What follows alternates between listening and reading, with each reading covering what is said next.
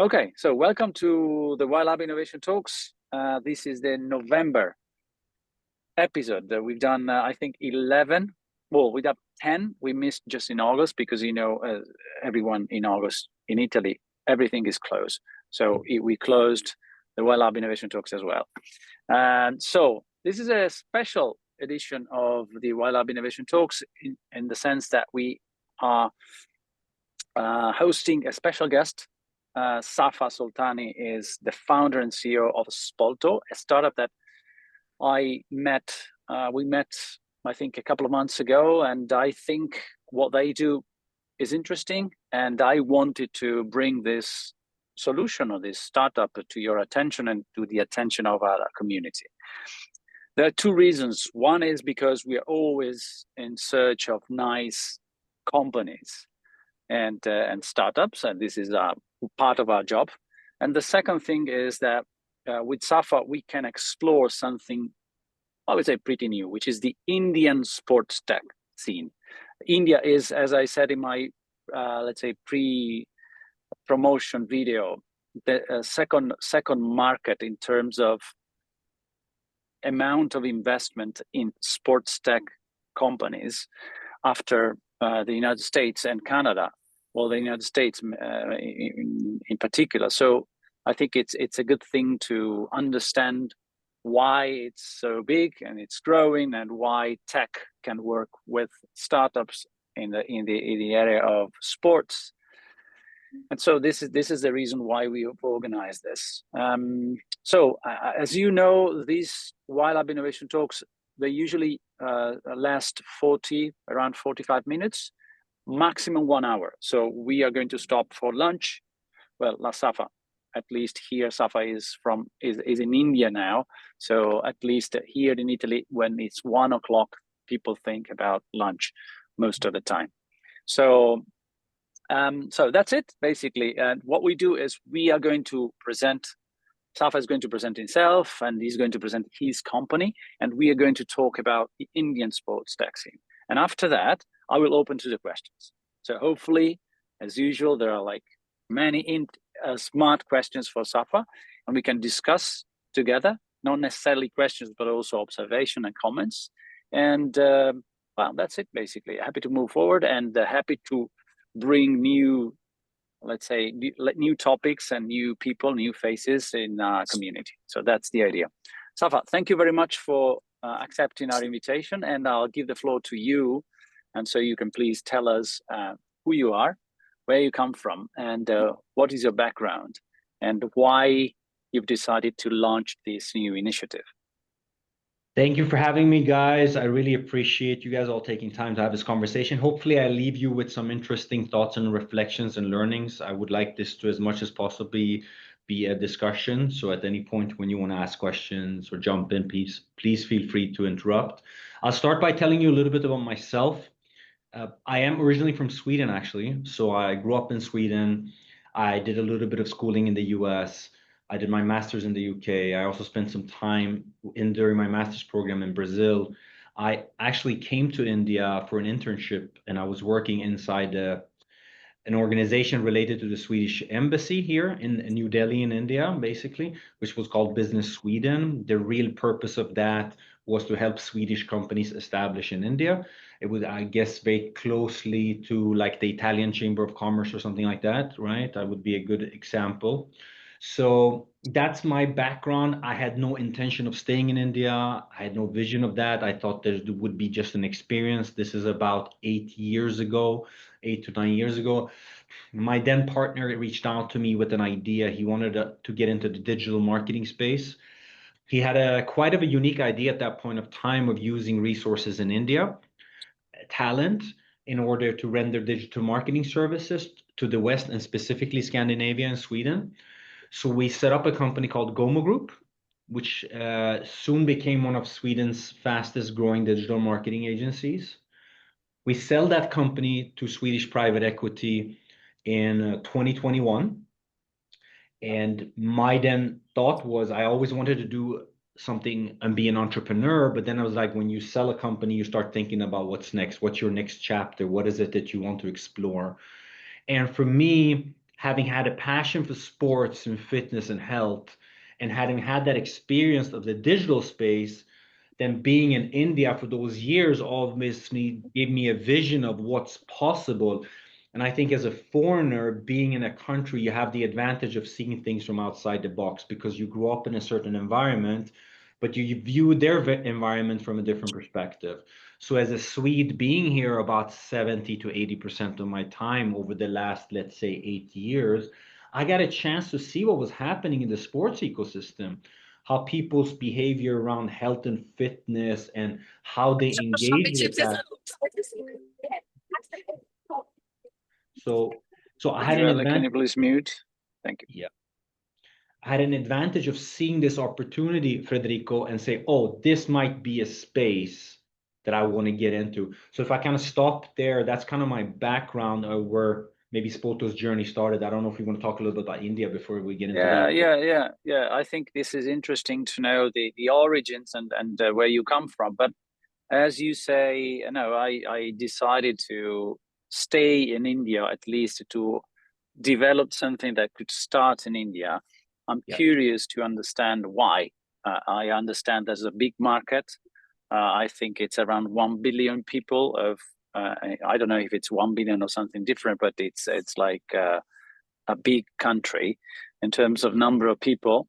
It's a fascinating country, very different from Western Europe, as we know. And then there's you mentioned 600 million middle class, which is pretty impressive. I didn't know that. So but why sport? Why India? So I would like to understand a little bit more about this ecosystem, and then after that we can just dig deeper into Spolto. Yeah, I think we should spend a little bit of time on this, especially for people that haven't had a chance to travel here or maybe have no connection to India. I think for me, if I start from a personal lens, I was always looking for impact.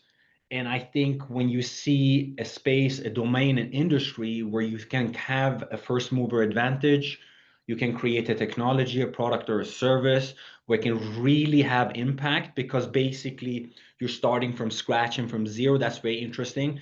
So for people that don't have any connection to India, I think it's important to understand the sports ecosystem that we used to growing up in Europe is getting built as we speak here.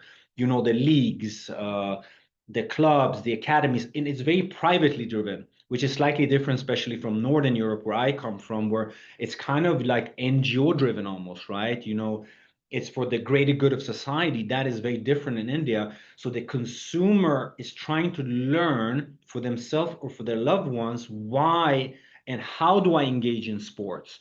And in that, I saw an opportunity like, wow, if I can bring the knowledge that we have with Europe, marry that with the consumer's intent, and also apply tech, it could start getting interesting. But if we stay on India for a second, I want to share some thoughts with you guys. You mentioned India as one of the is now considered the largest population in the world. In 2023, surpasses China as the largest population in the world. Is projected to be the third largest economy by 2028. It's growing approximately about GDP is growing about 7% year on year. As of late 25, now these valuations obviously changes. They're behind China and the US, there's most number of unicorns created in India, right? What really impacts our industry, of course, specifically us, largest number of young people on the planet, if you look to populations, almost 65% of the population is below the age of 35, right? So which means the consumer is really driving and creating new demand. It's not an old population that is driving demand, it's really that young generation driving the demand, right? Now, at the same time, however, these benefits are happening. The positive things that you see, even though we see maybe slowdowns in the economy in Europe, you can see over the last 2 to 3 years, the medium salary is increasing somewhere between 9.5% to 10%. So even though the economy is growing, you see the strengthening of the middle class. I mean, Federico, you mentioned a number about 600 million people. So it's estimated the middle class is going to be about 600 million people by 2030. But the number that really kind of excites me is the upper middle classes. So we're looking at people making 15,000 euros to 50,000 euros. in last year, that number is estimated to be 16 million people. So let's take a minute and think about that. So the 16 million people in the upper middle classes, estimated just right now, that's almost the population of Holland, right? Just for perspective purposes, right? So you have a growing middle class that is getting more educated, and also because of the natural, which is very different from, say, China, you know, English language and English culture is much closer to India. So what happens in Europe transfers much faster, I would say, to the Indian culture, be it the habits of health and fitness. So that is very exciting when you combine these factors. And I just want to add, now on the problem statement, which we look at, according to the World Health Organization, an adult should spend about 150 minutes in some physical movement throughout a week. 1 in 2 urban Indians do not do this today, right? So they're getting wealthier, but at the same time, they're getting unhealthier, which is a problem statement, right? If you look at children, 50% of children in India don't get that 1 hour of movement or play or physical exercise that is recommended by the World Health Organization. Again, people are making more money, but they're not making smarter decisions yet. So in that space is really where Spolto uses technology and sport and trying to help people make better decisions about their health and their well-being. But I think that's a little bit of interesting facts about India. But I'll stop there. Maybe somebody has a question about India or something before we get into that. Yes, it's a good that we stop and we can do some discussion if there's some questions on India in particular. But it's not just India. I mean, Italy in some respect is very bad in terms of standings, in terms of obesity for children and the lack of physical activity. So we are on the same boat in some respects, and we rank, I think, last or some of the last countries in OCSE in terms of physical activity of everyone, not just kids, and obesity for kids, which is really, really scary and dramatic. So I don't think it's even a matter of being developed in terms of economics and per capita, I would say, revenues of wealth, because that depends on culture, depends on the culture of movement, the culture of sports. We're not developed at all in Italy. So just be very frank with you. But in any case, I'm just wondering if there are any questions around India, or if you have any, let's say, things that you would like to ask Safa. He mentioned some of very interesting facts and figures around India in general, and India in terms of physical activity. And if you want to pose any questions, you can just write in the chat or raise your hands. Yeah, maybe can questions. I ask directly? Yes. Yeah. So maybe just clarifications on where does this target audience that you were talking about, so upper middle class, how do you reach them? So what kind of social networks, channels, TV? So how would you communicate with them nowadays?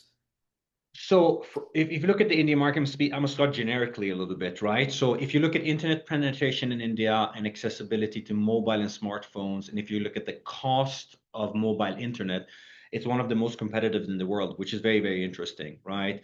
I don't know if you know about some of these names. You look at the big giants in India, these big companies like Reliance, etc., put a lot of money recently, a few years back, into Jio, for example. So actually what you see now is the best way to reach people is through their mobile phones. That is also one of our slogans, a coach in your pocket, right? Because the idea of every Indian should be able to get access to a healthy lifestyle just through their mobile phone, right? So I would say one of the most effective way to reach and cost-effective way, besides having a great service and a great product, obviously, is through the internet and through the mobile phones.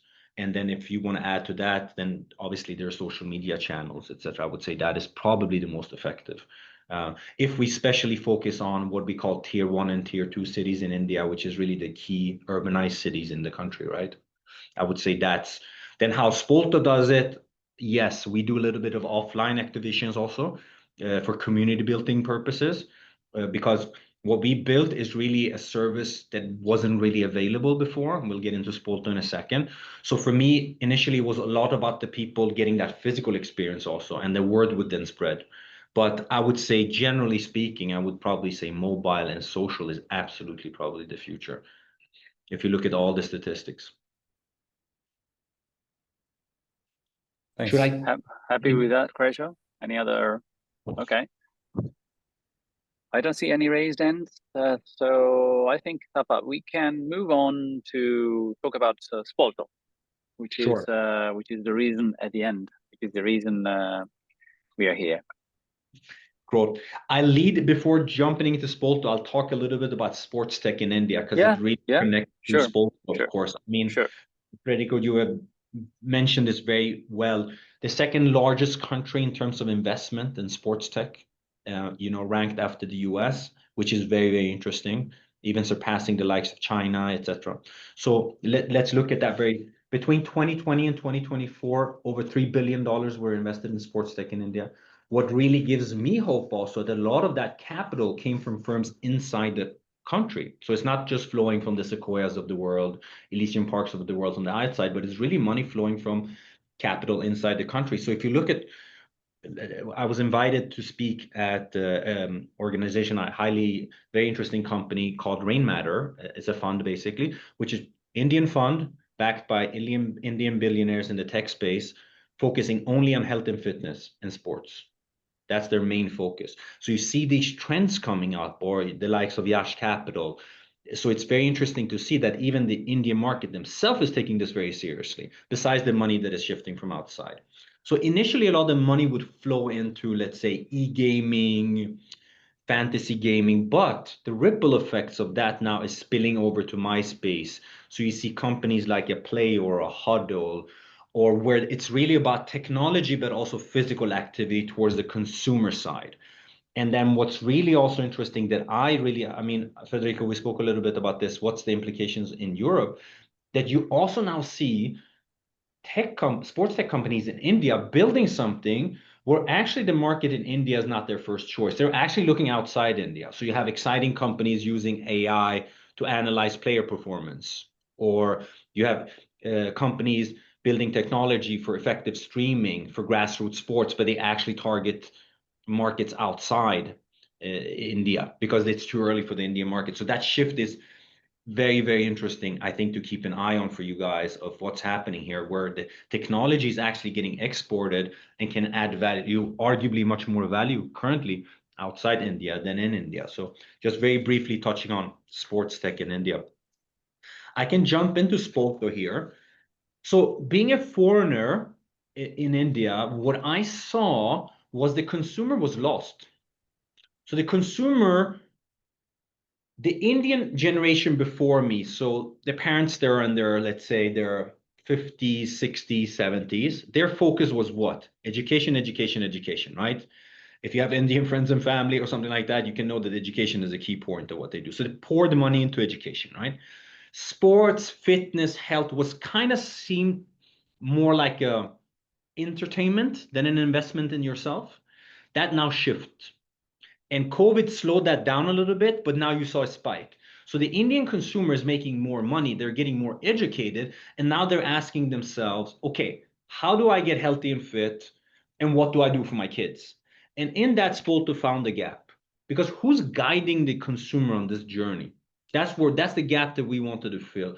We wanted to say, okay, if you have an intent to take part of sports as a tool for your own well-being or for your child, we're the company that you can go to. So we're the Uber of the space, or the TaskRabbit of the space, or whatever examples you have in Italy, where there's one product that takes responsibility from the point that you have an intent, you have an interest for something, that you, through our technology, get this physical service given to you, and what we call after service is where your performance, your insurance, etc. So end to end that journey, and then really breaks down in 3 verticals, right? And our 3 verticals is really the concept of at your convenience, at your job, or at one of our Spolto centers, basically, right? And if I'm going too fast, Federico, you can please moderate at any point. No, it's okay. If you have anything to share, it's nice as well. I can. Just sure, visually, maybe. Let me see here. I can share with you guys. Let me see, just so you have a Let me see if Federico, you should be able to see my screen, I think, right? Yes, right now, yes. Okay, now I am. Right. There we go. I have to just move this stuff. Bear with me. My apologies. So, Zoom is so my Spolto Center is a physical facility that you own, or? Yeah, I'm gonna just come to you on that once. If you bear with me here, my Zoom abilities are not that great. I'll jump to that. I'll have a slide for that so visually you guys can see it also. So we spoke about 3 verticals, right? So the one you're talking about is PlayPad. In that case, we apply our technology, our services, our marketing, and our ops, and we partner with venues. These are people that are investing in sports infrastructure and it's getting constructed, or it's already there and they're looking a way to increase monetization, or it's actually a dead asset, so it's not generating any revenue. You give that to me, I curate the end-to-end experience for the customer, right? So you come to the product, you give us why you want to engage in sports. Is it for yourself, for your children? What limitations are you facing? What goals do you have? We give you different recommendations, and depending on your needs, you choose one of them. And in the case of your question, you might choose a group standardized coaching at one of our nearby centers, and you enroll through the product with that, and you come there for the Spolto experience, basically. And this is, I know for the people that haven't traveled in the area or in the region, you know, when a market is fragmented, the consumer is seeking quality assurance. And that's really where we step in. We're like, so even if you come to our center through our product, you get that quality assured experience against a subscription fee. So that is the Spolto centers, or we call them Spolto hubs. Peak Play by Spolto is coaching at your convenience. So with, you know, traffic being a problem, people don't have a lot of time, but they're making more money, they're looking for convenience. So our Spolto coach will come to your location and render the service for you. It could be your club, or in India, for example, you have this beautiful societies coming up. There's a lot of beautiful sports infrastructure inside your society. So the Spolto coach comes there, renders the service to you or to your child, and then you pay us a subscription fee, right? So that's kind of Peak Play and PlayPad. Sorry, did I answer your question that you asked about centers that we own? It's actually Yeah, got it. It's partnerships. Yeah, got it. partnerships, correct, right? And the last one is really at your workplace, where I today have over 15 corporate clients where we apply our tech, our coaches, and cater and provide sports and health experiences for the corporates and their employees, basically. So imagine, let's say Fiat, for example, is very big here in Pune, right? Now, Fiat is not one of my clients. I targeted initially a lot of Swedish companies, but I'm just giving you an example. So Fiat has probably a few thousand employees here in Pune. So we would engage with them, utilize sports, curate the programs, execute the programs for them. Some of them are physical in nature. So it might be like curating a football program for them to play each other, or a pickleball program, or a tennis program. Or in some cases in workplaces, we've even gone beyond sports, where we tried maybe self-defense. And these big corporations also obviously have offices all over the country. So we have sometimes also integrated our technology, where we can do different offices competing with each other in different sports, like a step challenge, for example. So you can see the office in Milan versus the office in Rome, a group of people there who took the most steps, and then their prizes. So it's really about the idea of Spolto making that quality tech-enabled service available to the consumer side and the corporate side, right? So be it that you wanted something at your convenience at your home, at a nearby location, or where you really work, Spolto should be able to make that available to you. I'll just stop there a little bit, Federico, maybe just let you in. Yes, can you just explain to us, when you say partner venues, just going to a big back at the preceding slide, just to be sure we got it right. So you don't own the spaces, right? You just partner with people that are the owners of the spaces, or they have just opened a new one and they need to provide content for the people going there, or you bring people that come to your platform and you bring these people to, let's say, some local facilities. Is that right? So yeah. So again, you have people with capital, maybe real estate developers or people just are looking to make an investment, right? So they're like, oh, there's a boom, let's say, for example, in India, maybe in Italy as well. I know paddle was very big in Europe a few years ago. That's coming to India, for example, or pickleball. So they want to make an investment and they have space. So they go like, okay, if I build a pickleball court, if I build a paddleball court, I can start generating revenue. But what they don't have is, okay, do you have the manpower to be able to execute that? Do you have the coaches? Do you have the marketing? Do you have the tech in order to monetize that space that you've created in the best way, right? And most of the time, that's not their area of expertise, right? Their area of expertise is really real estate, right? Or the development of the construction.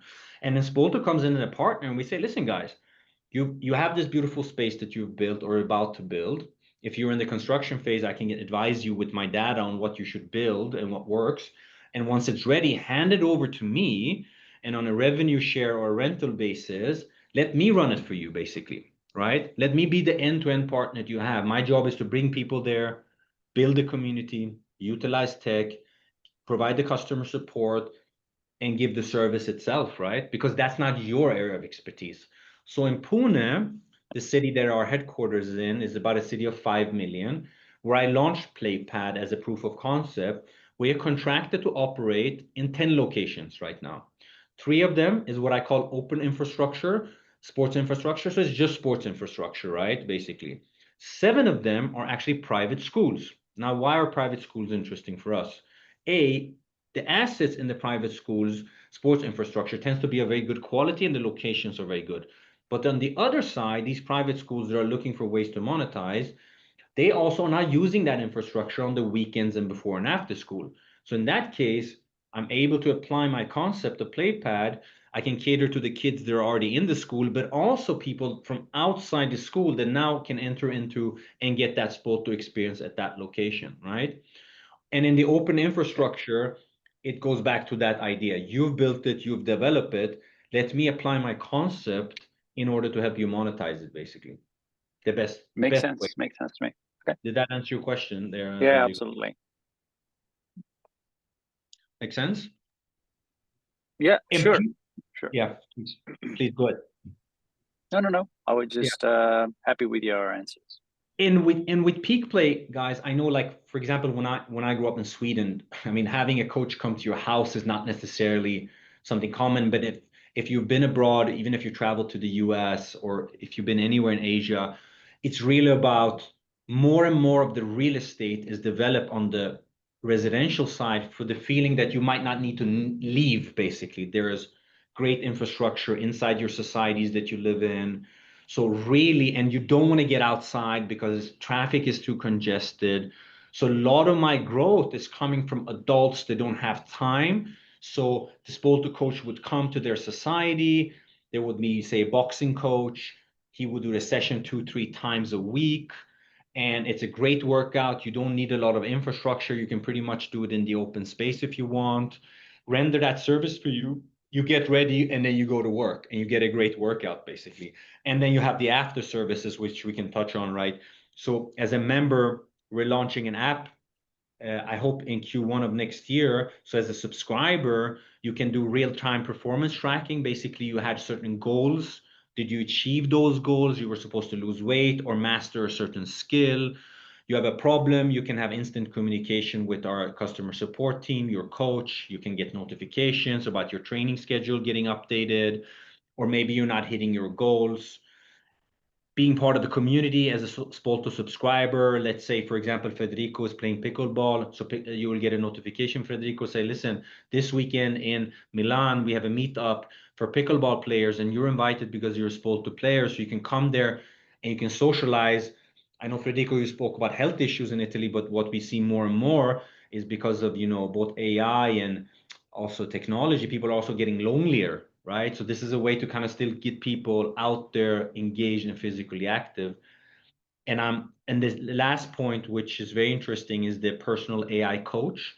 So the Spolto AI coach can measure your data against other subscribers and online resources and give Federico suggestions of what to change with his coach, basically, in order to get better results. So let's say You want to improve your forehand, for example, in your tennis game or something like that, or you want to lose more weight doing boxing. This Spolto AI coach, gathering all the data we have, can give better recommendations, so you can then update your training schedule with and get the optimal results, basically. So technology plays a crucial part here. Great. You let me know, Federico, if you want to go on a little bit. Hello, go on. Well, maybe if you want to talk about a little bit more about the business model, because you anticipated something, but maybe it would be nice to see, you know, the level of pricing, how you make money. Second thing would be the team, I would say. Yeah. And then, of course, you have a big ambition. You said to the world that you want to build a $100 million company in 5 years. So understanding how you're going to do that would be nice. Sure, absolutely. So let's start about, if we jump back here, actually I can stay on this slide, gives you guys a visual also. Let's talk a little bit about an interesting trend here. Guys, as I mentioned, the real value here, yes, technology, service, all of these things are great, but the real value is the shift of the consumer's mindset, the Indian consumer, of seeing this, you know, sports and health as an investment rather than entertainment. And that's what's happened, is the subscription fees that I'm able to see in an amazing market like India is almost matching certain consumer behavior in Europe, right? So my average subscription fee now is about 40 euros a month. And I'm not too sure about the Italian prices, but I mean, in Sweden, you can get a decent gym for 40 euros a month, right? So, and my lifetime value when a subscriber becomes part of my ecosystem is 9 months. So they stay with me at least 9 months. They give me, roughly speaking, I mean, I'm converting the currencies here approximately, anywhere between 350 to 400 euros in lifetime value today. This is before the launch of my subscription app that I just mentioned to you guys, right? So, and then on top of that, we currently have 15 corporate clients. Corporate clients gives us in the neighborhood about 25 to 25,000 euros on average per corporate client. We just became operating partners for something called, and please look this up, guys. It is quite a very interesting idea. It's called the Swedish Corporate Championship. So once a year, the Embassy of Sweden, together with their Chamber of Commerce, has something called the Swedish Corporate Championship. It's basically a league where all these Swedish companies come together and they play each other. So imagine IKEA is playing like Spotify in football, and this year we're their operating partner for that. So we will be in 5 cities, 8,000 employees, and we hope to touch about, you know, anywhere between 10 to 60,000 people participating digitally, right? And then what's the potential we can then talk about in these different verticals, right? So for me, when we're talking about this $100 million company, is if we, and bear with me on the currencies here, guys. So let's look at, you know, the top 5 cities in India. So you're looking at Delhi, 30 plus million population. You're looking at Mumbai, 20 plus million population. You have Bangalore, Chennai. So these cities in themselves, you're looking at a population north of about 100, getting very close to 100 million, right? If I go back and we look at an upper middle class, you start looking at about 3% of these people are making 15,000 euros to 50,000 euros a year. This is my ideal customer right now at the moment, right? That can come in, buy these subscriptions and take part of this, right? So for us, we have a goal of by end of 2027, be able to touch 100,000 subscribers. And even at scale, guys, if we look at my lifetime value dropping, and my margins dropping, currently my gross margins are about 25 to 20%. Even if this drops, let's say, to 10 to 15%, and we can get my lifetime values today about, as I mentioned, about 350 to 400 euros. Let's say even if that would drop to, let's say, 100 euros, and you look at 100,000 subscribers, you start looking at north of 10 million euros in subscription revenue coming in. You marry that, Federico, with the application that allows you to also track performance and get user data of user preferences. So I can see what exercises Federico is doing. I can see what sport he's taking part of. And you can add on elements such as advertising into that or tracking of consumer behavior. You start looking at a very realistic valuation of $100 million over the next 3 to 5 years, which is very reasonable. And this is based on data we're already getting from the market. So I'm already there having these subscription, having these customer interactions, getting that revenue. So this is solely based on that. And this is completely really removing what we can do in the corporate space, right? Because obviously that is for us at the moment, not subscription based, but rather project based. But I would be glad to answer any questions, obviously, on the potential. Or should I just, Federico, jump a little bit about the team, etc.? Yeah, you can go on. But if anyone wants to make to ask questions, they can definitely jump in as Crescita did in earlier. So it's open to everyone. And then I will ask specifically if they have any questions at the end of your presentation. Done. So we're a team of 14 people today. We're an Indo-Swedish company. So our holding company is Swedish. Our Indian subsidiary, where we generate most of our revenue, is an Indian legal entity, but it's owned by the Swedish holding company. We see ourselves as an Indo-Swedish company. 2 cities, Pune, 5 million people, and Mumbai, 25 million people, is where the locations that we decided to use in order to kind of build our proof of concept, test the product, test our services. 14 people. We work with 200 coaches currently actively. So most of my coaches are not on my payroll. So they sign up as freelance consultants, basically. They go through something called the Spolto Academy. So when we onboard them, so because quality is crucial for us. So we do the criminal checks. We check so they don't have any sexual harassment issues. They hand in their certifications. We give them training in hospitality, first aid, because as we know, coaching is really about dealing with people. It's not only about how good you're on understanding the sport. So we try to focus on that element.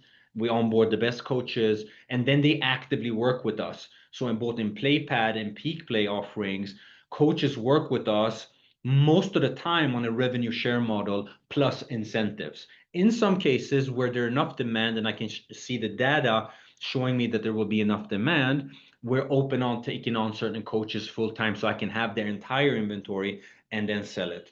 Most of my team is focused on operational excellence and delivery. My philosophy from day one has been very simple. I believe in a 100-lover strategy. Let's get 100 people to love us and it will spread by itself. So that's part of it. Obviously, tech is a part of this as well. So that is the second part. And then we have a sales component to the team that, for example, works with the corporate side of things, right? So that's a little bit on the team. And majority of the team sits in Pune. And we have a few guys that are in Mumbai. And I hope going into 2026, especially quarter 3 and 4 of 2026, we can now launch our 3rd city as well. That's our hope. So that's a little bit. And now, Fredrik, you can drive the conversation where you want. I can. Yeah. So maybe it would be nice to know to tell our friends that you have a kind of a co-founder which is from India, and in particular is had a previous experience in India sports tech. Is it right? Is the sports tech person? This is why India, and apart from your background and your story, which is clear, but there's also this kind of element in the team which is half Swedish and half Indian. Is that right? Divesh, I was mentioning. Yeah, I was referring to him. Perfect. Yeah. I mean, it's a crucial part of the team. And just like you said, Federico, is really the mix of that DNA that I think makes us great, in my opinion. Divesh started a company called Coach Crew. So when I raised my first pre-seed round, my idea was slightly different from where we are today. But I thought about the idea of helping people discover sports. And Divesh had taken it one step further. He had actually started rendering services through his platform to the customer, which I hadn't done. So when I looked at his company, I saw a lot of value if we would work together, and I proposed to Divesh, who's from Mumbai, born and raised here in India. I said, Divesh, why don't you let us acquire your company? So in 2021, when he really started Spolto, we acquired Divesh's company, the Coach Crew, and he literally moved to Pune from Mumbai.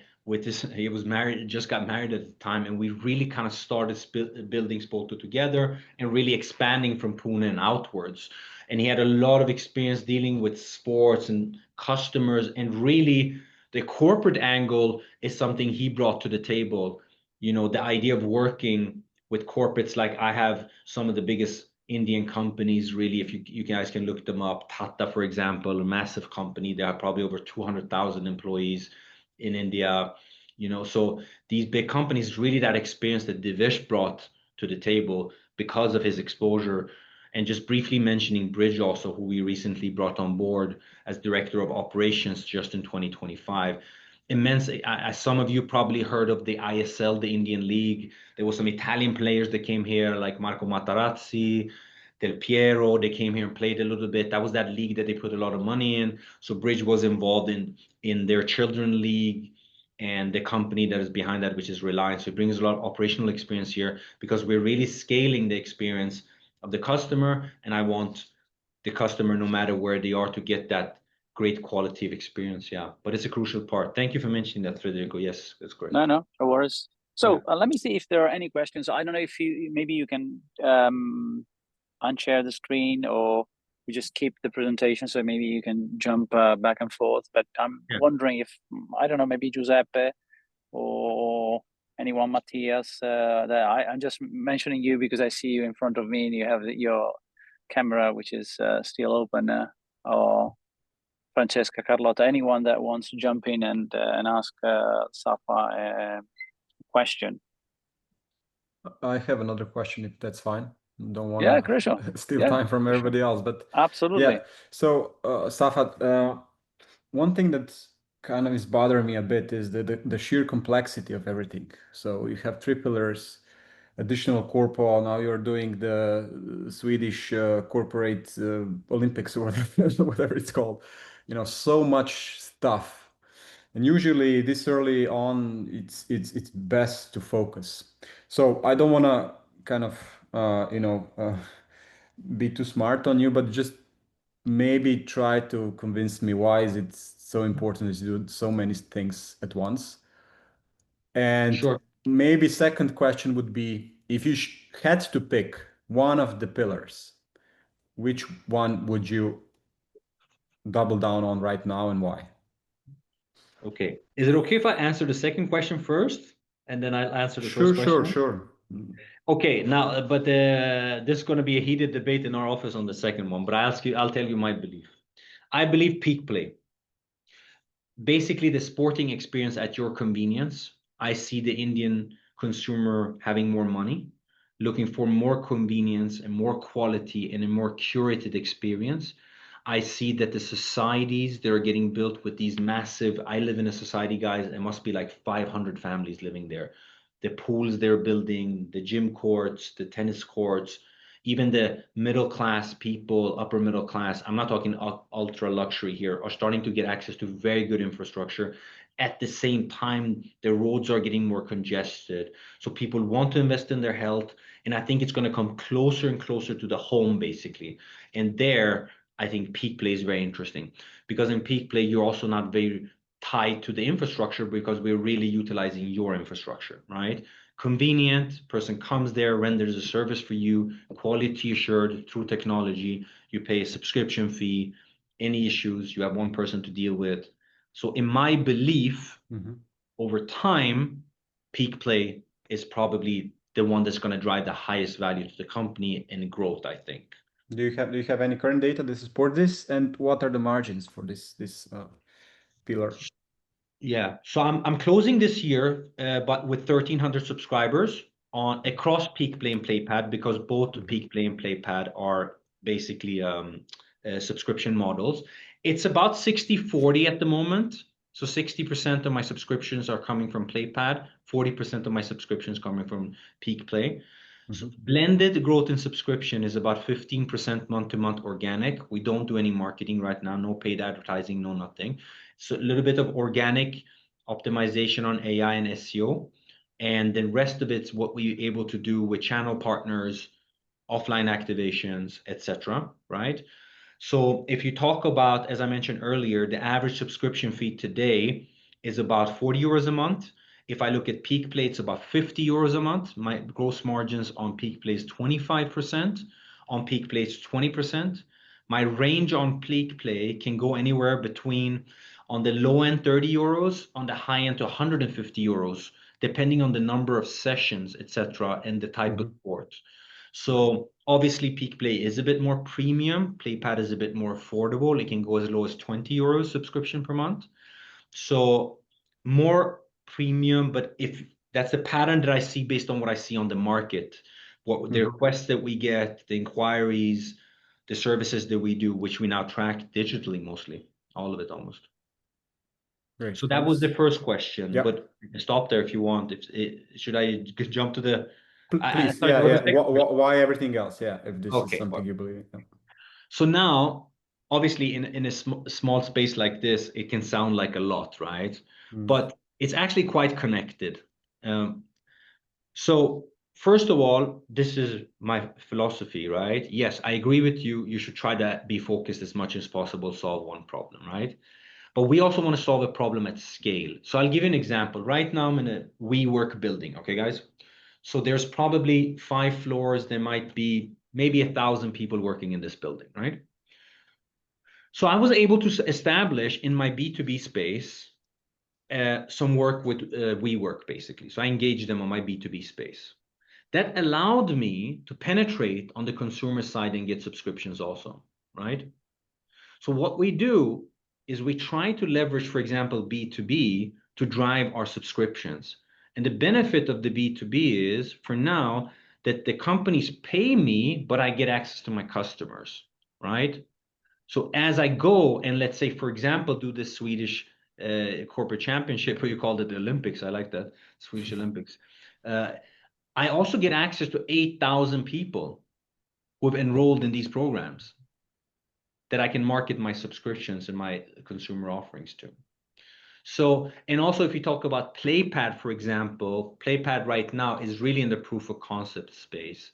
So for example, we signed up for these 10 locations, and it's not like we're going to expand with 25 or 30 more right now. We want to make sure that this works and use that also to help drive subscribers. So basically, my simple answer is yes, we should definitely focus. But in these 3 verticals, what we're trying to do is trying to see what the synergies are between each to amplify the growth really on the consumer side.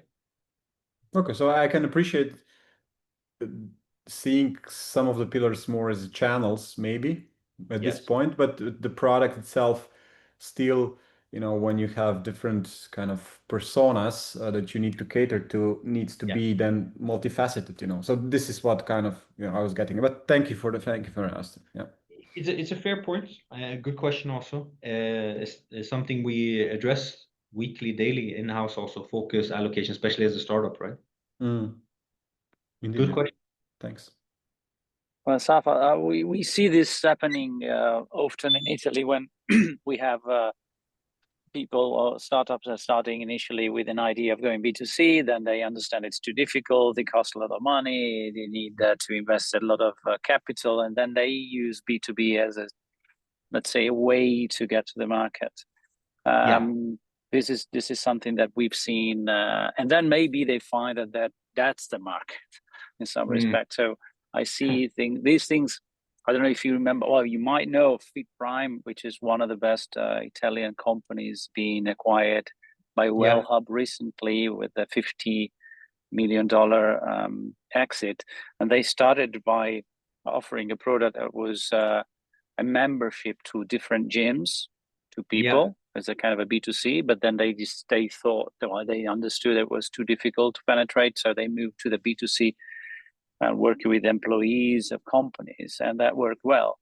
In any case, maybe just to ask you, we didn't mention the investment side and the funding side. So you in any case need money to develop your solution and to get to the market. So you are in the middle of the round, if I got it right. Correct. Yes, I received some interest from institutional capital in India. I made a strategic decision as the founder that I didn't want to bring in very heavy institutional capital, because, you know, when you start taking up that type of capital, also they start controlling a lot on, you know, they want control your board seats, etc. So what we did is we opened up a pre-series A round. We started looking for maybe 1 or 2, maybe 3 people that can come on board, and can also add value for us, you know, strategically, advisory as well. So the round was about 400,000 euros approximately. half of that was subscribed. The Swedish investors that invested early days also invested a little bit. I brought on board a very interesting Indian investor from the gaming side of things, who has a lot of good network in sports in India. So it's about 200,000 euros left that we want to raise, which we believe will take us to break even and achieve certain things that we want to do. Touch $1 million in revenue, increase the subscription base, allow us to launch the tech that we want to launch, and strengthen the proof of concept, and then potentially towards Q1, Q2 of 2027, maybe look at a Series A round. That's kind of where we are looking at, and then really push outside these 2 or 3 cities that we are in currently right now. So we have a few offers for the pending 200,000, which I'm evaluating right now, that are interesting. But for us, it's also important that people really believe in what we're doing. So that is also, do we have the same value systems, etc. That's important. Okay, good to know. And of course, this is not the right place, but if someone wants to go deeper with Safa, I'm happy to. Well, we are happy. We are here. I mean, you can just make contacts with him and organize. I would say a discovery call or a go deep in call, so to understand how these funding raise work. Okay. Yeah. So we have Safa. Yes. Sorry. No, I said I would be glad to, if anybody wants to have a chat to learn more, Sure. Just understand more. Yeah. Okay, and I'm happy to facilitate that in any case.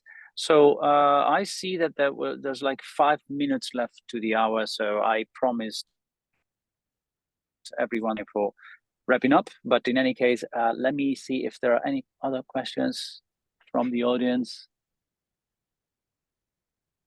Any comments or doubts or curiosity? Oh, Giuseppe, I see your hand's raised. More than a comment, I'm curious if my thinking around this is correct. So I work for a company in the sports industry that is present globally, and we work with youth team and team sports, though nothing individual sports. And so I'm fairly acquainted with a lot of companies that do not the same thing but similar things. Will they be correct in assuming, based on your experience and perspective, that the type of business that you're trying to build is different to replicate in multiple countries, but it has to be it's scalable within a country, and that's also why India, naturally, as you explain with the numbers, is really interesting for the business model you're building? Or do you think I'm overestimating the barriers of entry to move this type of business into multiple countries? Very interesting question that you said that. I actually was approached by, a company in Saudi recently, and they really looked at what we're doing with Peak Play. And for them, because there's some similar patterns there, infrastructure in the home is getting better, you're really building things for their society where a group of people are going to be living. So I had some chats with people in Abu Dhabi and Dubai. They reached out to us organically, looking to invest, looking to maybe take it there. I hadn't thought about that. Giuseppe, I was thinking more along the lines that you were like, okay, India is such a big market. You can build a great business just with what you're doing here. If we can just have a strong moat. But more and more that I see, to be honest, and where I see with sports heading in, let's say, even the Middle East, I see some possibilities of being able to expand it. If you can get the tech right, and you can get operational blueprint right, I think there are certain regions where this could be applicable for sure.